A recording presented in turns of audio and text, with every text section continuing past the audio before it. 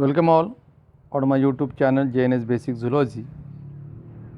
So student, today by this video we will discuss about the external features, that is morphology of the calotes, which is commonly called as garden lizard.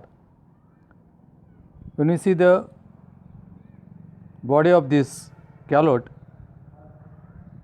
that can be divided into four main parts, that is head, neck, trunk and tail.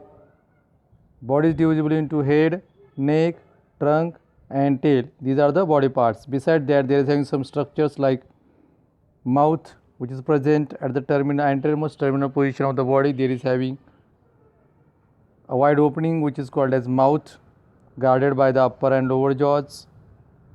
Pair of nostrils, which is a part of respiratory system. Then tympanum, which is having pair on either side, which is the auditory in function.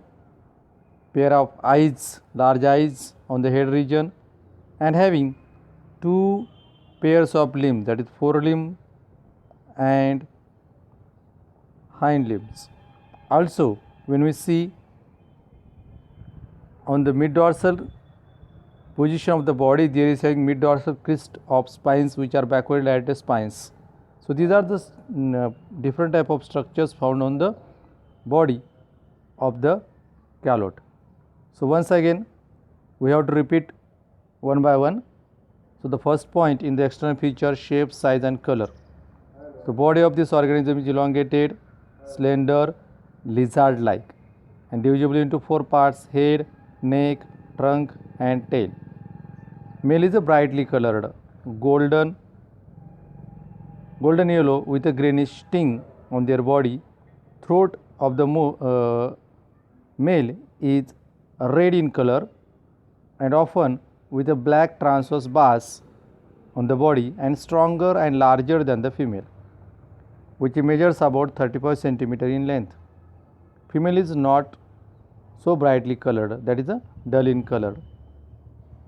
About the head is large, pyramidal in shape with a short conical snout, bearing a wide slit-like transverse which terminates into the mouth, and a pair of small oval aperture which is called as external nerves, which is found near to the mouth region.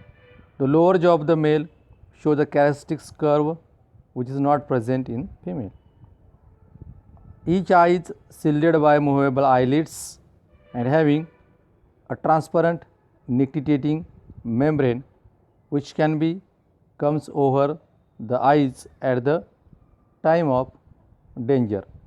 Behind each eye is having a shallow external air opening provided with tympanum. Next point, that is trunk. A short neck connects the head with the elongated trunk. With the help of the neck, head is connected with the trunk. This trunk is compressed laterally but flattened ventrally. Between trunk and tail, mid-ventral opens a transverse slit-like cloacal aperture. A cloacal plate is found in front of the cloacal aperture. The trunk bears two pairs of limbs, that is the hind limbs and forelimbs. Hind limbs are longer than the forelimbs. This forelimb and hind limbs again divided into some parts, like forelimbs comprises antebrachium, brachium, manus and having 5 clawed fingers, while the hind limbs comprises thigh, shank and foot and having also 5 clawed toes. Tail is cylindrical, tapering like a whip and 2.5 times longer than the head and trunk. The tail shows alternate dark and light annually. The skin of this organism, the entire body is covered by rough epidermal horny imbricate, that is scales, and backwardly directed scales of unequal size. On the head, a prominent shield covers the partial foramen and two spines are present above each ear openings.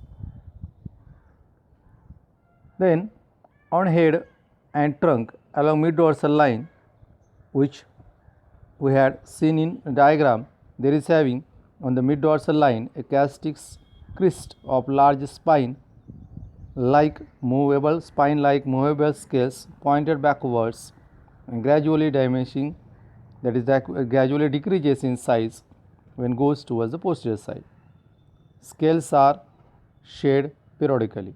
Skin of this organism is dry and lack of glands. There is no glands over the or the beneath the skin, due to which the skin become dry. Scales and claws form the exoskeleton. So the scales and claws is also a part of the exoskeleton. Scales form a continuous cover over the body of a calot, but become thinner in the groove between the scales. Scales on the body of calots are of two types: large scales and small scales. Sensory devices in the form of blisters are present on both the scales. Scales are epidermal in origin, plate-like structure supported by bony plate or ossicle. Lastly, about the claws. Tips of the digits of calots are provided with sharp pointed claws, each made up of dorsal and ventral scale-like horny plate. Dorsal plate is called as unguous and ventral one is called as subunguous. That is, claws are made by unguous and subunguous, dorsal plate and ventral plate. Both these plates are placed in such a way that they converge to form a sharp claw. So, this is all about the external features of the calot. So, thank you once again for watching this video.